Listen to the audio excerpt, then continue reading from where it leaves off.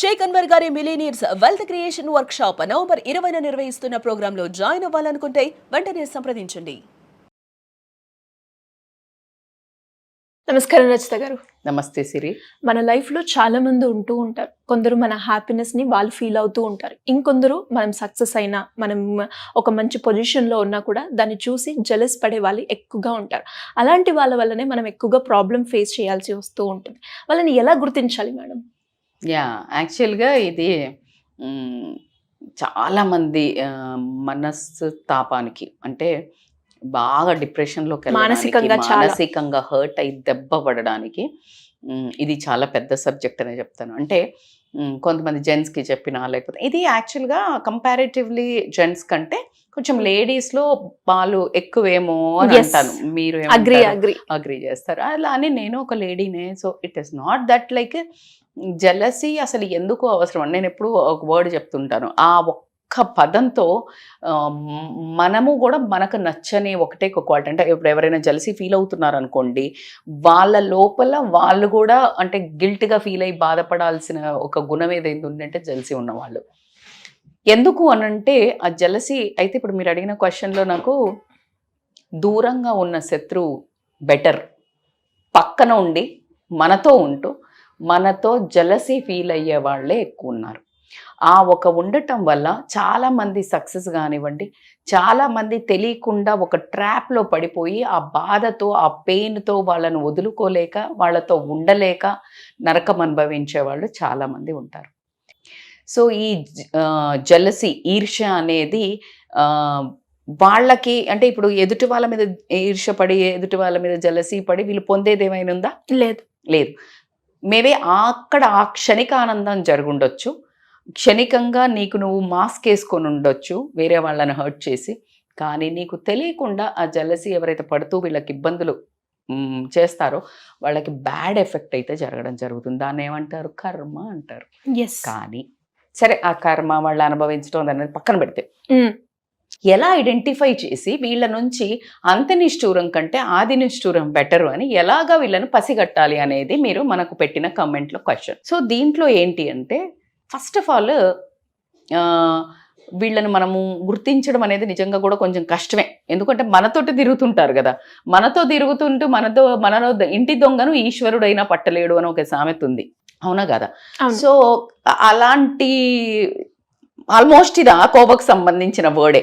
మన ఫ్రెండ్స్ గానో మనతో పాటు ఉంటూనే మన ఫ్యామిలీ మెంబర్స్, మన ఫస్ట్ సర్కిల్లో ఉండే ఫ్యామిలీ మెంబర్స్, వీళ్ళు జనరల్గా మీరు గమనిస్తే ఒక 2-3 లేయర్స్ ఉంటాయి మన చుట్టూ. అంటే క్లోజ్డ్ సర్కిల్, నెక్స్ట్ కొంచెం మీడియాకోర్ సర్కిల్, ఇంకా కొంచెం దూరం. అయితే మనం ఏమనుకుంటాం అంటే మన దగ్గరోళ్ళు మనోళ్ళు అనే మాట్లాడుతూ ఉంటాం.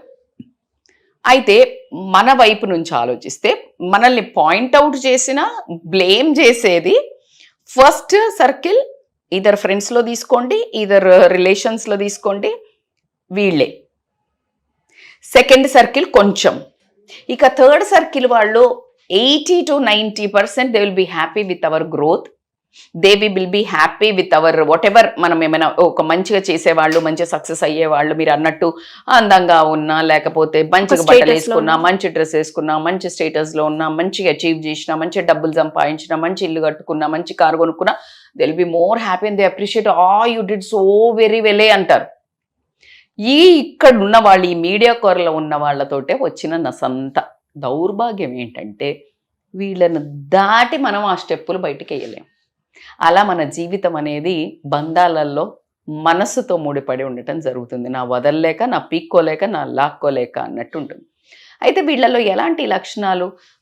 మన ఇప్పుడు మీరు అన్నట్టు సక్సెస్ చూసి ఆనందపడే వాళ్ళు తక్కువ మంది, బాధపడేవాళ్ళు ఎక్కువ మంది. దీనికి ఒక పాట కూడా ఉంది, నేను పుట్టాను ఈ లోకం ఏడ్చింది, నేను ఏడ్చాను ఈ లోకం నవ్వింది, నాకింకా లోకంతో పని ఏముంది, డోంట్ కేర్ అన్నాడు. కానీ అలా కుదరదు.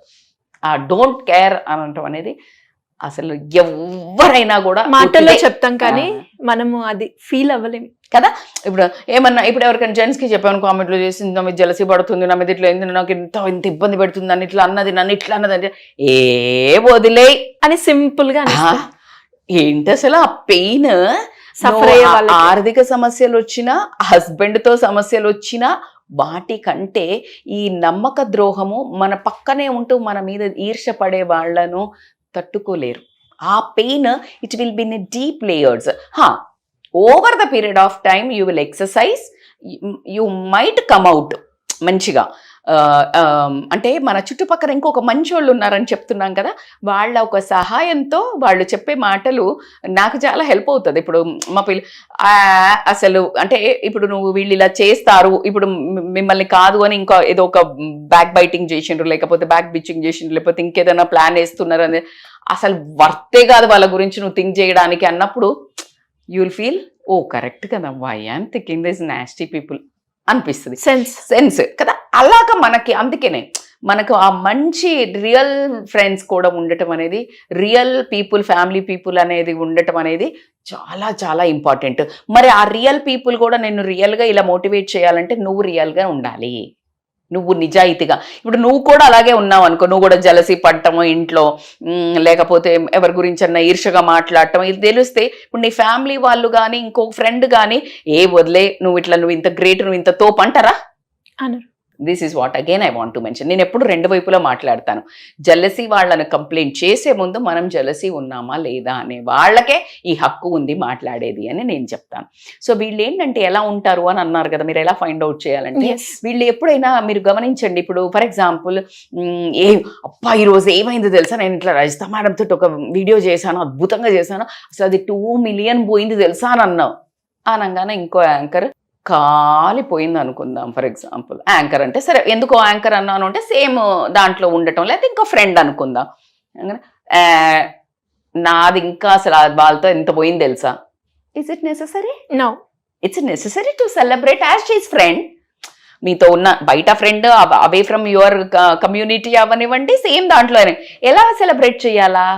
You celebrate, wow that's amazing, right? So ఇది ఒక మాడ్యూల్ ఏంటంటే వాళ్ళు నీ సక్సెస్ని సెలబ్రేట్ చేసుకోకుండా వాళ్ళది కంపేర్ చేయటం. అంటే నేను కూడా గ్రేటేలే, నువ్వే గ్రేట్ కాదు, నేను కూడా గ్రేటే అని ఫస్ట్ వాళ్ళది కూడా. లేకపోతే చాలా మందిని మీరు గమనిస్తే మేము ఇది కొన్నామో, లేకపోతే ఏదైనా నా డ్రెస్ ఇది బాగుందన్నారు ఎవరైనా, ఈ రోజు నేను అలా వెళ్ళాను తెలుసా, నా డ్రెస్ భలే ఉందన్నారు, వీళ్ళందరూ నన్ను భలే పొగిడారు అనగానే ఓ సేమ్ నన్ను కూడా మొన్న ఇట్లనే తెలిసిండ్రు తెలుసా. అంటే you immediately needing a validation from your, నీది కూడా నాది కూడా కామనే, పెద్ద నువ్వేం ఉబ్బకు. Immediately they want to pull you down.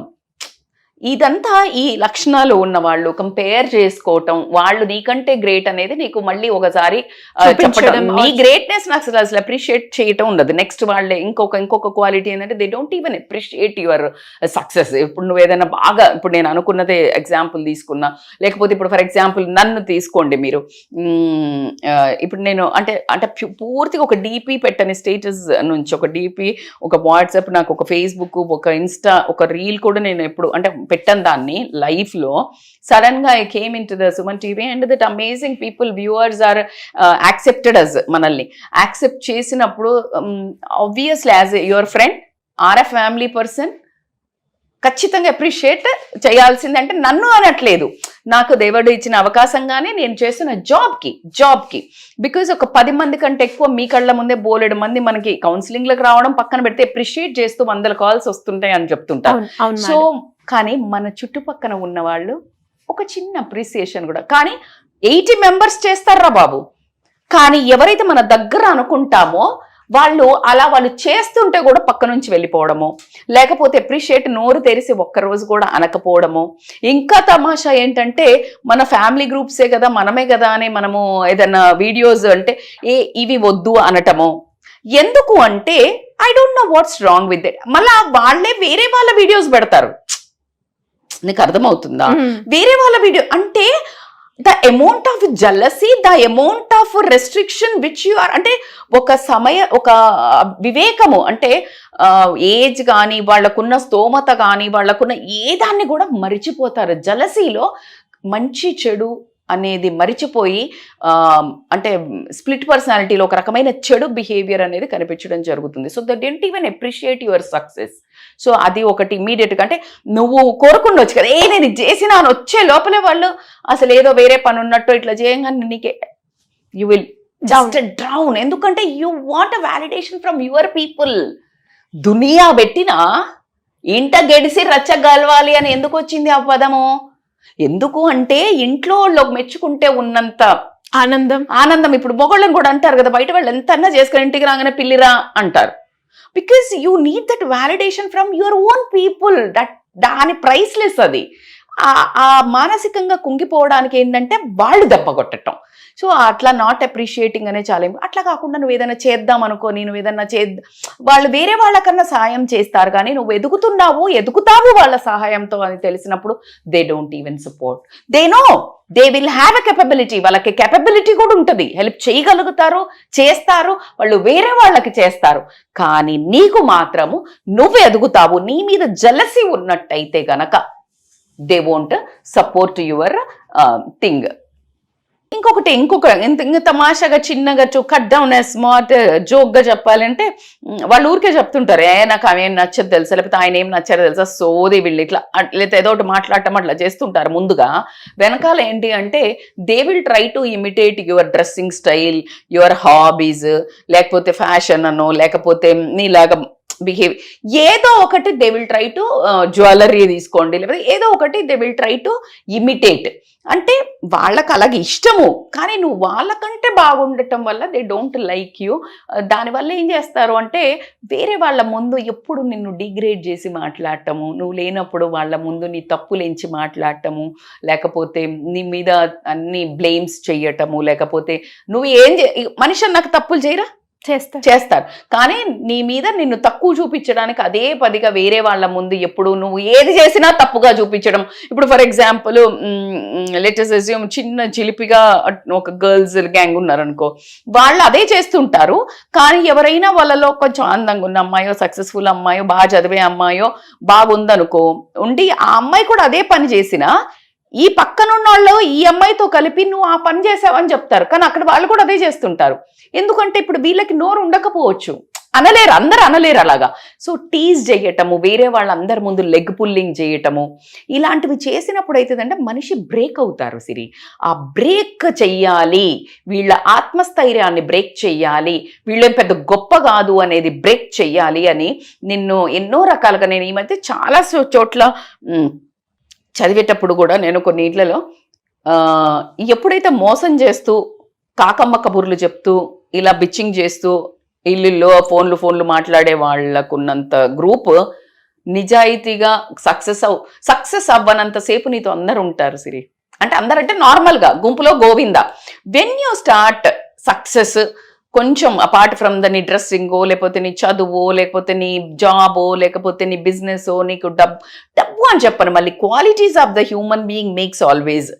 డబ్బు ఉన్న వాళ్ళని కలుపుకుంటారు, డబ్బు అగైన్ పెద్ద ప్రాబ్లం కాదు.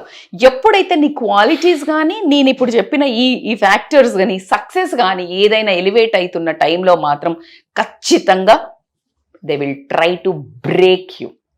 No one will try to make you.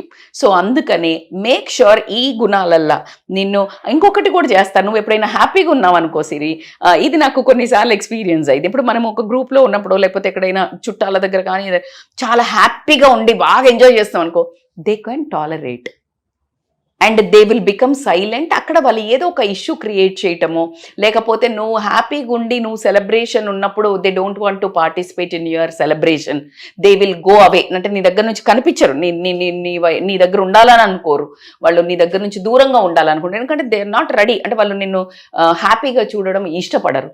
So ఇలాంటి కంటిన్యూస్గా నీ లైఫ్లో ఎవరైతే నీకు తెలియకుండా, అంటే అన్నిటికంటే పెద్దది ఇంట్యూషన్ రా. ఇప్పుడు నువ్వు అక్కడ ఉన్నప్పుడు నీకు హగ్ చేసుకున్న ఏది చేసుకున్న వైబ్స్ తెలుస్తుంటాయి. రేపు అంత తెలివి కలగలేరు, కానీ ఎంత తెలివిగా ఉన్నా ఇలాంటి మోసం చేసి జలసీగా వెనకాల నుంచి బ్యాక్ స్టాబింగ్ కత్తి. నేను ఒక చిన్న పోస్టర్ చూశాను, నేను ఇట్లా హగ్ చేసుకుంటూ ఇట్లా అనేవాళ్ళు, లేకపోతే ఒక కత్తితో కసక్కను పొడిచి మనల్ని అక్కడ నిలువున మోసం చేసి వెళ్ళి వేరే వాళ్ళతో మళ్ళీ మన మీదే రాంగ్ చేసేవాళ్లను మనం పొద్దుగూకులు చూస్తూనే ఉంటాము. కాకపోతే వాళ్ళ కర్మ అయితే అనుభవిస్తారు. ఒకటి ఇది నేను ఇంత మోడర్న్గా ఉండి మీరు ఏం చేసినా ఎప్పుడు ఎందుకు కర్మను నమ్ముతారు అంటే, oh my god, it's my purely a life experience. Unwantedly unwarrantedly ఎవరైతే నిన్ను ఎప్పుడైతే బ్లేమ్ చేయాలనుకుంటారో వాళ్ళ లైఫ్లో నువ్వు ఎలాంటి హాని తలపెట్టకపోయినా ఊరికే, ఇప్పుడు మనం అన్న ఈ పదం ఏంటి, జలసి, ఈర్ష్య మూలంగా నిన్ను ఎప్పుడైతే డౌన్ చేయాలనుకుంటారో ఖచ్చితంగా భగవంతుడు అనండి, మీరు సూపర్ న్యాచురల్ పవర్ అనండి, they will crash in one day the other in different various reasons, various విధాలుగా. అందుకే అంటుంటారు ఎవరికి హాని తలపెట్టకరా మళ్ళీ తగులుతుంది మనకు అనేది. మనం చాలా పెద్దవాళ్ళను మనము హెల్ప్ చేయకపోయినా పర్లేదు కానీ హాని మాత్రం చేయకూడదు కదా.